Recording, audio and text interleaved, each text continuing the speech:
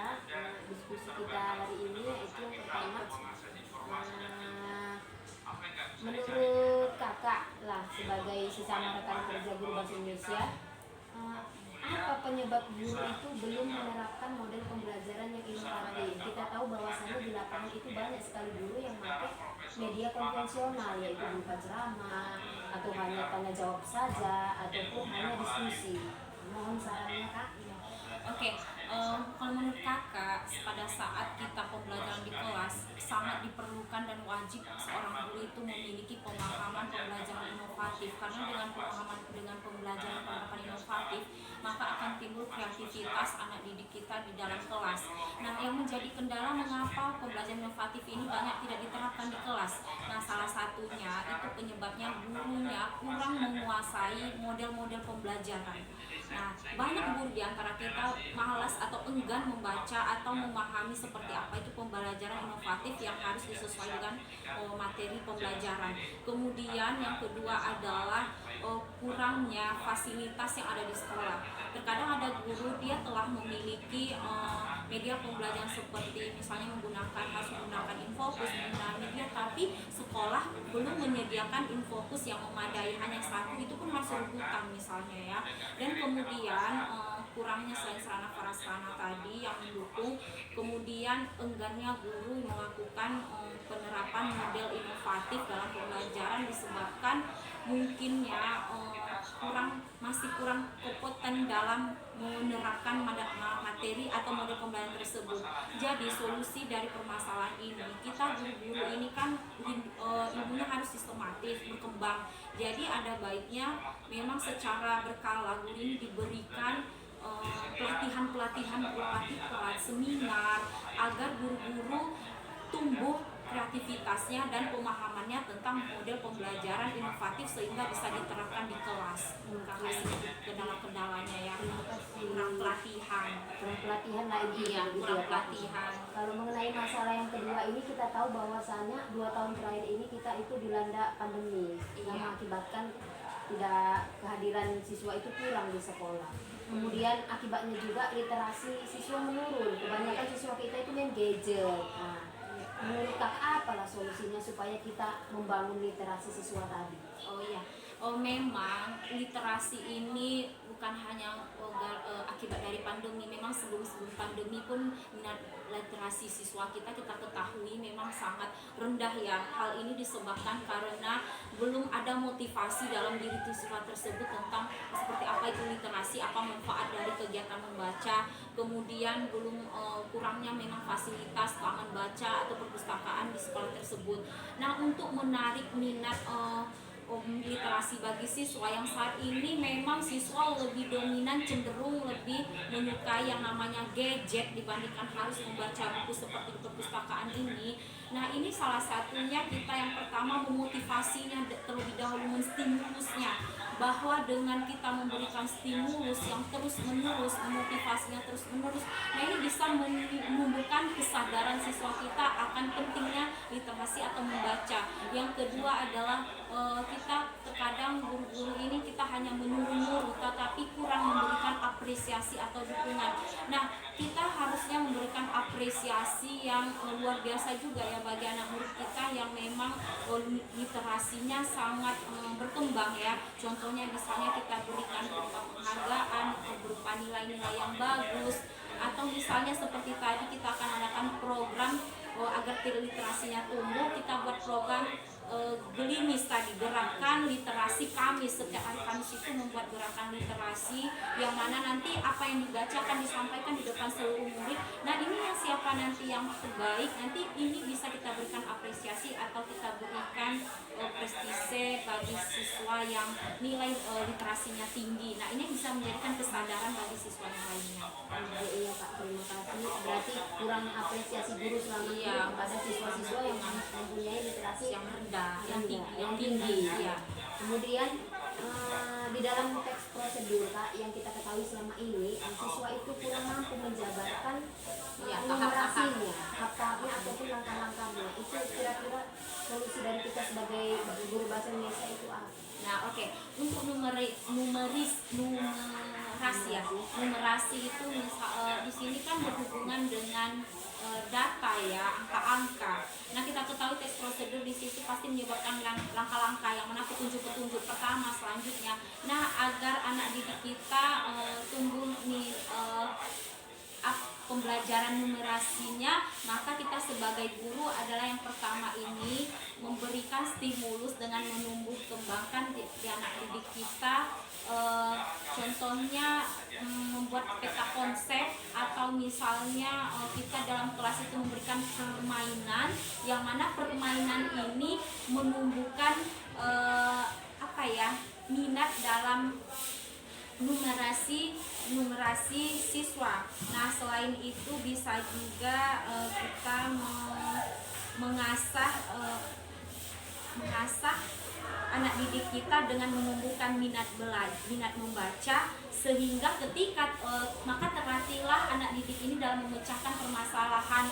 Maka dengan teks prosedur, dengan adanya langkah-langkah numerasinya, anak-anak didik mampu menjawab dan memecahkan permasalahan tersebut dengan adanya minat baca. Ini berhubungan minat baca dengan penerapan numerasi dalam pembelajaran. Nah, berkaitan dengan tadi model pembelajaran yang berkaitan dengan materi itu. Yes. Oke, lanjut Kak. Nah, kita ketahui di sekolah kita ini ada siswa baru kelas 10.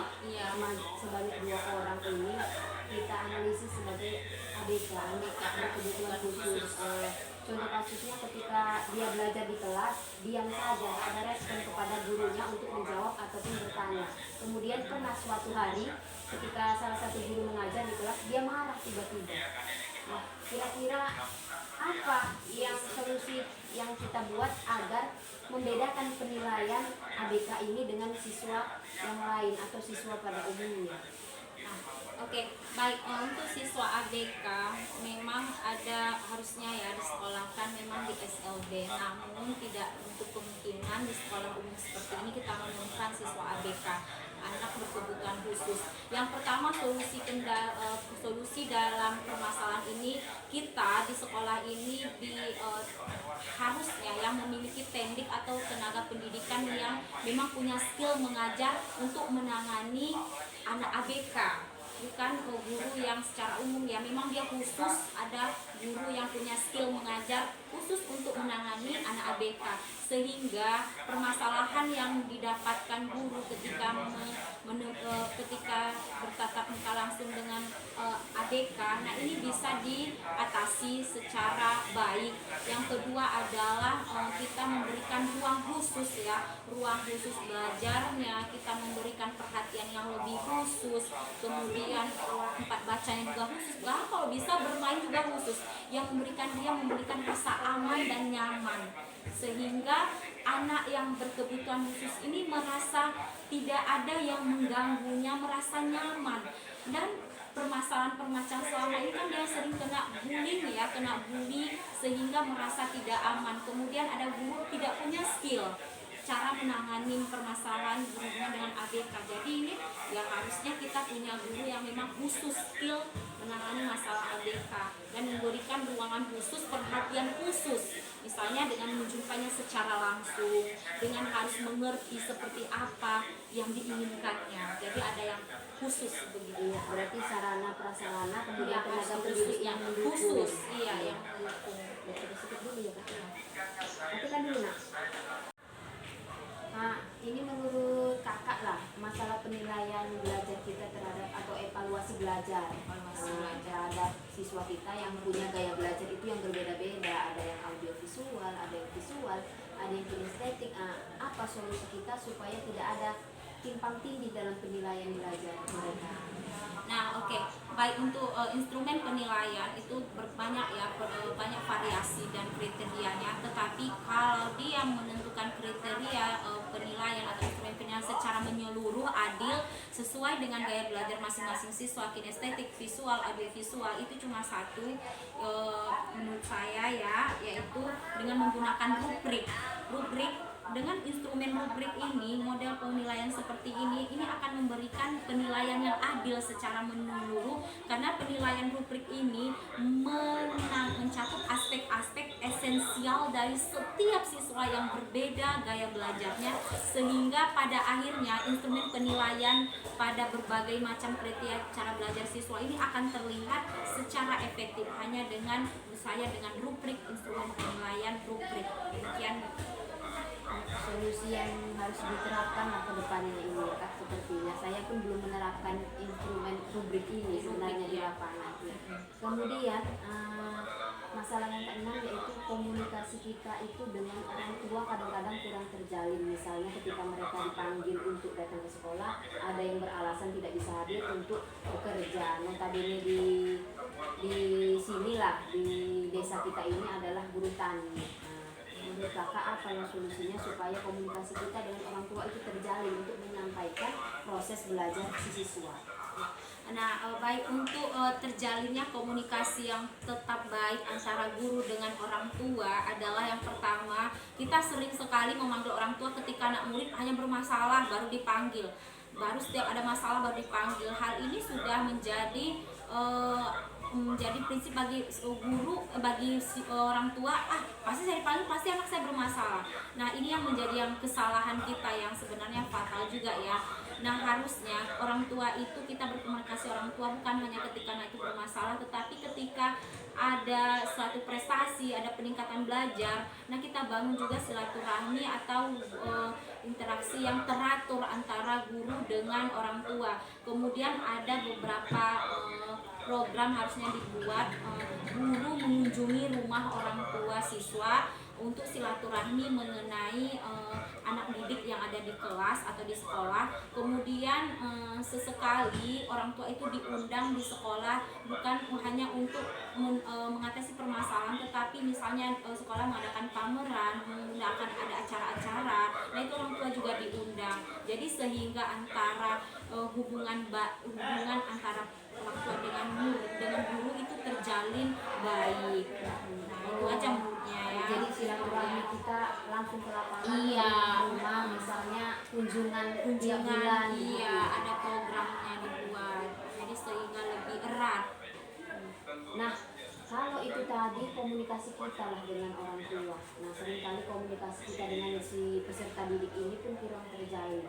Salah satunya adalah ketika kita memberi tugas, dia kurang menangkap apa yang kita kasih ke mereka. Nah, itu bagaimana solusinya sebenarnya? Nah, ini sebenarnya sih saya cuma satu aja ya. Kita guru ini kan sering hanya berbicara tanpa sering mendengarkan.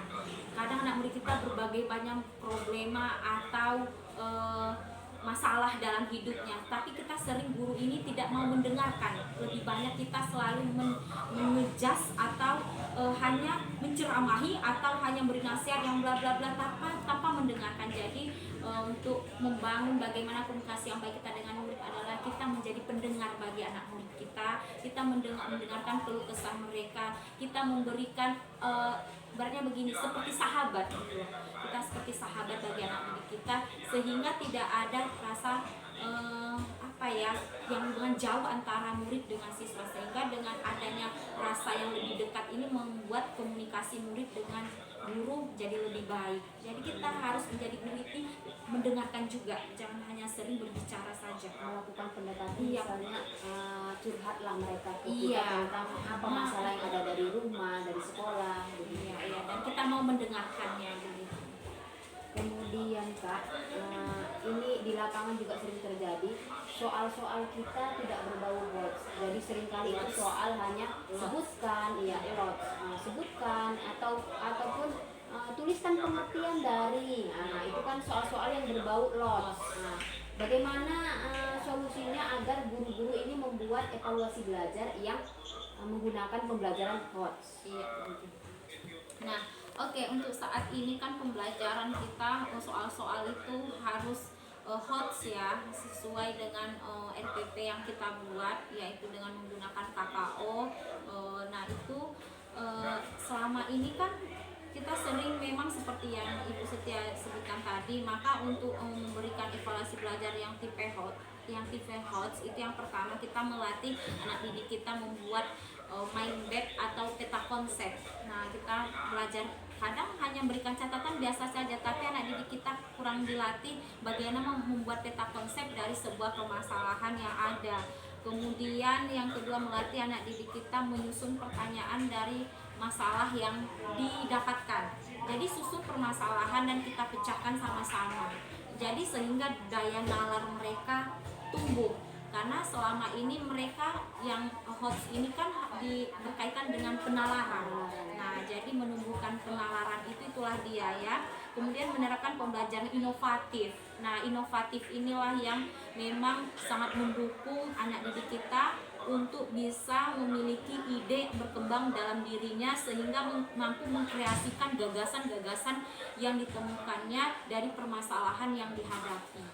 Nah, penalarannya tumbuh. Jadi itu dia. Yang terakhir adalah guru menerapkan model pembelajaran seperti project basic learning, inquiry, apalagi discovery learning. Nah, kemudian apalagi problem basic learning. Nah, ini bisa menumbuhkan mengevaluasi penerapan belajar agar tercipta yang namanya tipe belajar HOTS. Terima kasih Kak. Ini mungkin yang terakhir yang sering kita alami ini penggunaan IPTEK, ilmu pengetahuan dan teknologi, yang mana seringkali guru itu kurang memaksimalkan penggunaan IPTEK-nya.